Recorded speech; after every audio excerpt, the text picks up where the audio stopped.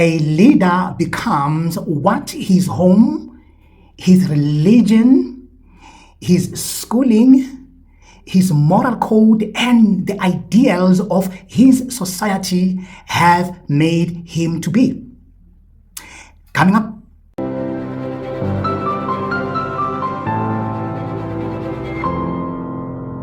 If you want to know more about me, maybe the right place to start is to ask my mom, my father,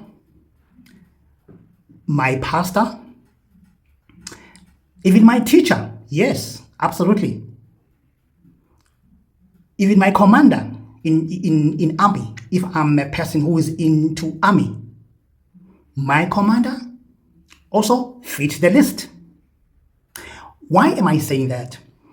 I'm saying that because today we are just going to take a look at the commander who trained Lieutenant General Nhlanhla Mkhwanazi. Why is Mkhwanazi is this servant leader, this leader that is being lauded and celebrated countrywide? His name is Willem Els. Willem has been approached by different media houses doing interviews all over with him. And I've been following him and listening to those interviews. And in a couple of those interviews, Willem mentioned something about General Mkhwanazi that when I heard him as his commander or his former commander, I was like to myself, oh yeah, this makes sense. No wonder why Mkhwanazi is like this. The principles and some of the traits that Mkhwanazi adopted very early in his life, and even when he got into policing. You look at that, you hear about that, and you're like, oh, it makes sense. It makes huge sense, because some of us have been doubting Mkhwanazi, and some of you guys even down on comment section they've been saying, no man, but Mkhwanazi is wrong what he's doing. He didn't follow protocols and is being disobedient to his authority. And some of you even saying that what if he has done something wrong himself? What if he's not as innocent himself? And I said to myself, he doesn't have to be innocent on anything, because none of us is perfect. If somebody is doing something good, morally good, we can't then turn around and say, but you can't tell us because you have done this and that in the past. By all means, if Mkhwanazi has done something wrong in the past, he definitely need to be exposed and be reported. Why was he not reported way back then? Why are you bringing whatever you think Mkhwanazi has done now that Mkhwanazi is exposing corruption? You see that you don't make sense if you just come to me and say, but what if Mkhwanazi is not as innocent as you guys? We didn't say he's innocent, but we like what he's doing so far. And he didn't have to be perfect for him to do whatever he did right now, because none of us is perfect. Let's listen to Willem Els. Listen to this. What is the bottom line when it comes to his character, Willem? Yeah, if you look at his character, and I mean, he demonstrated it of late, that at one of the webinars or seminars that we spoke, and the question came up, and I actually, I said that, I know him as a straight talker, but also a straight shooter. And the use of firearms in KZN was discussed. So the people, hopefully they didn't take it wrong. But with him is, he's a straight shooter, he's a straight talker. He's without blemish when it comes to his career. His whole career, he went through the career and through the ranks. And my impressions of him was that he's strict. He's he's very disciplined, and a no-nonsense type of police officer. Were you shocked at what he had to say last Sunday? I wouldn't say I was shocked. We work a lot on especially on organized crime, transnational organized crime at the institute, and there we for some time now we've been saying it in interviews, also coming out in one of our papers that will be released shortly, where we look at your organized crime triangle, the hierarchy of your organized crime, and there what we picked up, and we tested it against quite a few of the organized crime syndicates, and what they do is at the top of your triangle, the kingpin. They got a name for it, and I think it is in Zulu. They call it Nhlanhla, and it's interesting that I believe that the translation for Nhlanhla is the minister. So if that is then true, do they just call him the minister because he is a kingpin, or is it a real minister? That we do not know as yet. But now the revelation of General Mkhwanazi, that makes it more credible what we have been working. It's a murky field that you are working in. And that paper has been delayed for some time because we have to verify, we have to make very sure that what goes out there is verified. And so we have been working on that. And we also, even with the previous minister, we on record, we said, your rot starts from the head, and the fish rots from the head. So you have to start at the head and clean up. Since days of Nhlanhla, our crime intelligence service, it was compromised. One scandal after the other.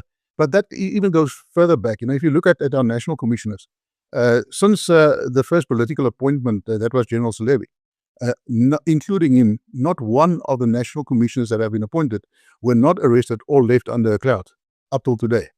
And that's an indication to us that there's a serious problem within the police service. And now you take that on the one side, and on the other end, you look at the crime statistics. It's not a surprise that we do not have the means to really bring those crime statistics they're extremely high. If you look at the organized crime index, the ENACT or organized crime index of the program that I work for, we do extensive research on that, and we look at criminality in countries in Africa and also in the world. But we see that South Africa is ranked number 3 in Africa when it comes to criminality. It's only DRC and Nigeria that ranks above us. And we are ranked number 7 in the world in terms of criminality. If you look at the Mafia State Index, we are clustered in the upper quadrant with countries like Mexico and Italy. So, worse than that, you cannot go. And if things are just going to continue the way it's continued in the recent past, I cannot see that we are going to survive. Oh man, I love that. When we hear his commander talking about him like that, you will definitely say, this is the Mkhwanazi we know. This is the Mkhwanazi we know. A straight talker, a straight shooter. And of course, keeping his record strict, very, very clean, and keeping his record immaculate. What more can you ask from a police officer? So when you hear his commander talking about him like that, it leaves a very small room for any one of us to really suspect that maybe Mkhwanazi might be also as corrupt as the rest. I don't mean that he's not, but it leaves a very small room for us to even consider something like that in our minds. When we hear something like this being said about him, and of course, looking at him, looking at his performance, really, you can't just assume negative things about him. Not only Willem Els is just impressed with General Mkhwanazi, guys, even Dr. Imtiaz Suleiman, the leader of the Gift of the Givers, is very, very, very impressed with Mkhwanazi and is behind Mkhwanazi all the way. Now, if leaders like Imtiaz or Dr. Imtiaz Suleiman are so impressed with General Mkhwanazi, it tells you one thing, that guys, we have a gem here, South Africa. We have a gem of a general here by the name of Nhlanhla Mkhwanazi. We have a gem. You ask any South African about the Gift of the Givers, that foundation is celebrated nationally. I remember some of them when I was reading about this Gift of the Givers Foundation and its leader. Some of the South Africans were even suggesting that why this guy doesn't become our president. Why doesn't he turn this gift of the givers thing to be a political party so that you can rally behind him and vote him to be our president? That tells you the cry of South Africans that we are really, guys, sick and tired of corruption in this country, sick and tired of crime in this country. That anyone who seems to be a good man, shows good morals, we just want to rally behind that particular person or that particular leader to lead us. Listen to Dr. Imtiaz Sulman here talking about General Mkhwanazi. I love this. Doc, I suppose the opening question would be, why has Gift of the Givers taken such a strong position on this matter? We know one of the biggest problems in this country is crime and corruption. And we keep complaining that the economy can't develop, there's no progress, there's unemployment. People don't want to invest. Even local corporates don't invest because they say the crime is not under control. How many extra tourists could have come? So it affects me in terms of more people are hungry, more people in need, more people are scared. I need to fight that. And you know, the SAPS, they vilified, they are demean, they're bad people, they corrupt, this, that and the other. You know, all that kind of negativity is leveled at the SAPS. But it's not fair, because there's so many good people. You demoralize the good people, and you eventually destroy an entire system. Now here's a man who's courageous, brave, honest, full of integrity, a man that I know for many years, prepared to stand up against ministers, management, the structures, the corruption within his own ranks, within the different aspects of the criminal justice system, against business people. He's risking his life, and he's prepared to do that. A man like this, his hand should be held. Because what happens when good people stand out, other people don't come and support him. They're scared. They stand back, and you leave him alone. And I said, this is not going to happen. Doc, now, you had a meeting with Mkhwanazi today, and I think one of the conversations that we've been seeing is people asking, why exactly would he speak out like that? Why would he not use internal processes to do it? Did you get a sense of why he felt that he needed to do that? He tried many internal processes. I mean, after 1 minute, I knew this man is not messing around. He gave me the whole processes, what he did from last year, from September. He went into December, he said something, there's lots of detail. I said only for 40 minutes. Yeah. Right? I don't want to say the things in case I make a mistake with what he said and, confuse the whole case. But he went through the processes. He went to the portfolio committee.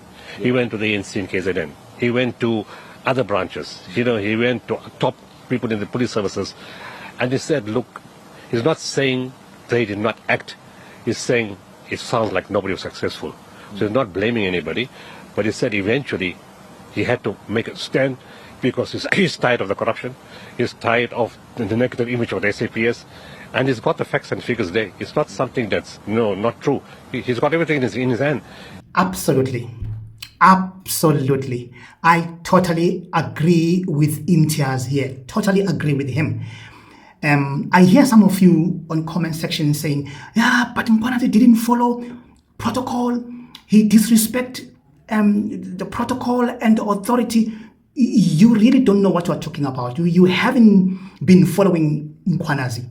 Mkhwanazi has gone through hell and fire, guys, trying to expose crime and corruption within the police system. He even went to the portfolio committee of police. I'll be doing a video, as I said, trying to explain and lay it all down for you guys. But what did ANC do? They tried by all means to discredit him and to make sure that whatever he's trying to expose, it doesn't see the light of day. And after that, next thing you hear, there's some heat that have been set behind him to kill him. Yeah, there've been some number of hits that have been set behind Mkhwanazi as he was busy trying to expose all the corruptions, the corruption within the police system. The guy has gone through hell and fire trying to do that. Then from there, then he was like, look, I'm going public about this. What do you think? Let me hear your comment below. And of course, if you are coming for the first time, don't forget to like, share, and subscribe.